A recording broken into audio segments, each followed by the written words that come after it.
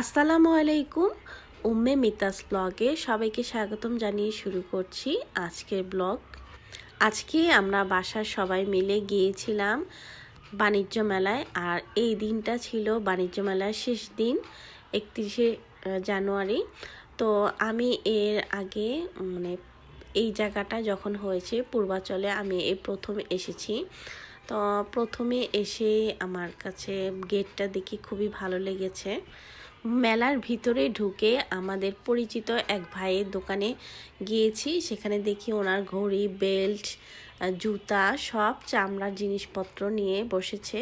আর ভিতরে অনেক রকমের নানান রকমের দোকান বসেছে। আর আমার এই সেটগুলো খুব ভালো লাগে ট্রের, তো আমি এখানে ভিডিও করে নিচ্ছি। এখানে ব্যাগ, তারপর পুতুল, অনেক নানান রকমের জিনিস নিয়ে শোপিসের দোকান, কুকারিস, আরও অনেক নানান রকমের জিনিসপত্র দিয়ে সাজানো ছিল।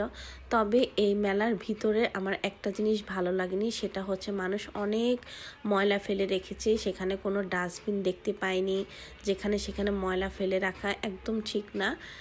আর এই যে আমরা মেলা থেকে কিছু জিনিস কিনে নিয়ে এসেছি, সেটা আপনাদের সাথে শেয়ার করছি। এখানে হচ্ছে আমি একটা ঝুড়ি কিনেছি, বাচ্চাদের জন্য খেলনা কিনেছি, চশমা কিনেছি। তো মেলাতে তো অনেক জিনিসের প্রায় অনেক কিছুর দামই বেশি তুলনামূলকভাবে। তো আমার কাছে যেগুলো মানে মোটামুটি ভালো লেগেছে, কম প্রাইসে পেয়েছি, সেগুলো আমরা কিনেছি।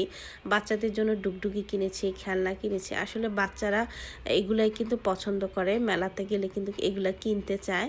তো আমার বাচ্চারাও ব্যতিক্রম নয়। আর আমিও টুকিটাকি সংসারের জিনিসপত্র কিনে নিয়েছি, বাটি, প্লেট, এরপরে মগ, কাপ, ছোট ছোট জিনিসগুলো কিনেছি, যেগুলো আমার হাতের কাছে আমার কাছে ভালো লেগেছে, সেগুলো আমি কিনে নিয়েছি।